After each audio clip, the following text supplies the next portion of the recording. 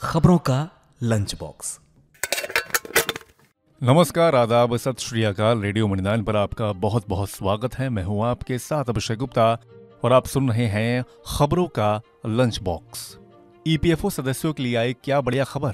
किस राज्य के बिजली उपभोक्ताओं के लिए आई बड़ी खबर। अप्रैल में खुदरा महंगाई दर कितनी घटी, बताएंगे आपको। और इसके अलावा भी होंगी बिजनेस और पर्सनल फाइनेंस से जुड़ी कई और बड़ी खबरें। तो चलिए फटाफट खोलते हैं खबरों का लंच बॉक्स। तो लंच बॉक्स में पहली खबर ईपीएफओ सदस्यों के लिए है। ईपीएफओ अपने सदस्यों के लिए एक बड़ी सौगात लेकर आया है।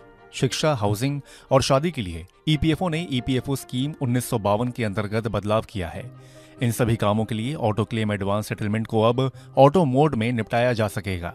साथ ही क्लेम लिमिट को 50,000 रुपए से बढ़ाकर अब 1 लाख रुपए कर दिया गया है। अगर कोई एडवांस के लिए क्लेम सेटलमेंट आईटी सिस्टम से नहीं होता है तो वो रिटर्न या रिजेक्ट नहीं किया जाएगा, बल्कि इस क्लेम को दूसरे लेवल पर स्क्रूटनी और अप्रूवल के जरिए सेटल किया जाएगा। ईपीएफओ की ओर से ऑटो क्लेम की इस सुविधा से हाउसिंग, मैरिज या एजुकेशन के लिए छोटी ड्यूरेशन में ईपीएफओ मेंबर्स को फंड अवेलेबल कराया जा सकेगा। एडवांस के लिए अब क्लेम सेटलमेंट महज 3 से 4 दिन में पूरा हो जाएगा। पहले इसमें करीब 10 दिनों का वक्त लगता था। खोलते हैं लंच बॉक्स का अगला डब्बा। एफएमसीजी डिस्ट्रीब्यूटर एसोसिएशन ने कारोबारियों को सलाह दी है कि वो ब्रांडेड मसालों की स्टॉकिंग से बचें। आगे चलकर इनकी सेल में गिरावट आ सकती है। All India consumer product distributors federation यानी कि AICPDF ने कहा है कि ये मसाले FSSAI की जांच के दायरे में हैं। इन पर कार्रवाई की भी आशंका है। इसके चलते इन मसाला ब्रांड की सेल में भारी गिरावट आ सकती है। ऐसे में डिस्ट्रीब्यूटर्स को फूक फूक कर कदम रखने होंगे और इनकी स्टॉकिंग से बचना होगा।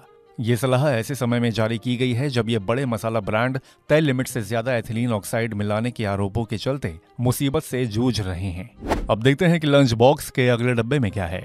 अप्रैल में रिटेल महंगाई घटकर 4.83% पर आ गई है। ये महंगाई का 11 महीने का निचला स्तर है। जून 2023 में ये 4.81% थी। हालांकि अप्रैल महीने में खाने पीने की चीजें महंगी हुई हैं। नेशनल स्टैटिस्टिकल ऑफिस ने सोमवार 13 मई को ये आंकड़े जारी किए हैं। वहीं एक महीने पहले यानी कि मार्च 2024 में महंगाई की दर 4.85% रही थी। खाद्य महंगाई दर 8.52% से बढ़कर 8.78% पर पहुंच गई है। ग्रामीण महंगाई दर 5.45% से घटकर 5.43% पर आ गई है और शहरी महंगाई दर 4.14% से घटकर 4.11% पर आ गई है। अब देखते हैं कि लंच बॉक्स के अगले डब्बे में क्या है। आधार, यूपीआई और ओएनडीसी जैसी अपनी डिजिटल सेवाओं को एक प्लेटफॉर्म पर अवेलेबल कराने के लिए सरकार एक यूनिफाइड पोर्टल लॉन्च कराने की प्लानिंग कर रही है।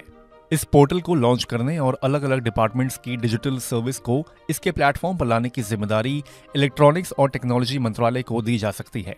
इस योजना के जरिए सरकार का मकसद ईज ऑफ डूइंग को बढ़ावा देना भी है। मौजूदा वक्त में केंद्र और राज्य सरकार की योजनाओं के लिए अलग अलग ऐप्स और पोर्टल मौजूद हैं। ऐसे में आम यूजर्स को सरकारी योजनाओं का फायदा लेने के लिए अलग अलग ऐप्स और पोर्टल पर विजिट करना होता था, खासतौर पर गांव में जहां हालात ज्यादा खराब हैं और वहां के लोगों को डिजिटल सुविधाओं के लिए कंप्यूटर सेंटर जाना होता है। इसके लिए उन्हें मोटा चार्ज देना होता है। ऐसे में एक ही जगह सभी सरकारी डिजिटल सर्विस मौजूद होने से काफी फायदा हो जाएगा, जिससे कोई भी ऑनलाइन सरकारी सुविधाओं का आसानी से लुत्फ उठा सकेगा। इसी के साथ हम लोग आ गए हैं लंच बॉक्स के आखिरी डब्बे में।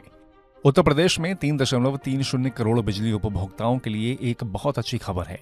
दरअसल बिजली उपभोक्ताओं ने जो सिक्योरिटी राशि जमा करवाई है उस पर साल 2023-24 के लिए ब्याज दिया जाएगा। ब्याज की राशि की बात करें तो ये 6.25% की दर से दी जाएगी। ब्याज की धनराशि को कस्टमर के बिजली बिल में जोड़ा जाएगा। मई और जून के बिल में ब्याज की अमाउंट कम करके कंपनियां बिजली बिल जारी करेंगी।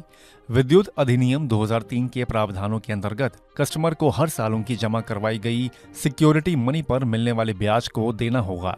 इस तरह का आदेश पावर कॉर्पोरेशन प्रबंधन की ओर से जारी कर दिया गया है। कस्टमर की सिक्योरिटी मनी के अंतर्गत 4500 करोड़ रुपए बिजली कंपनियों के पास जमा है। इस पर फिलहाल 303 करोड़ रुपए के करीब ब्याज हो रहा है, जिसको बिजली उपभोक्ताओं को देना होगा। तो इसी के साथ बंद करते हैं खबरों के लंच बॉक्स को। उम्मीद है कि इसमें पेश की गई खबरें आपको पसंद आई होंगी। अगर ऐसा है तो हमें कमेंट करके जरूर बताएं। बाकी बिजनेस, पर्सनल फाइनेंस और कॉर्पोरेट जगत से जुड़ी और खबरों के लिए सुनते रहिए रेडियो मणिनाइन और डाउनलोड कर लीजिए हमारे मणिनाइन ऐप को। हमेशा की तरह मैं हूं आपके साथ अभिषेक गुप्ता। अभी लेता हूं विदा। धन्यवाद। खबरों का लंच बॉक्स।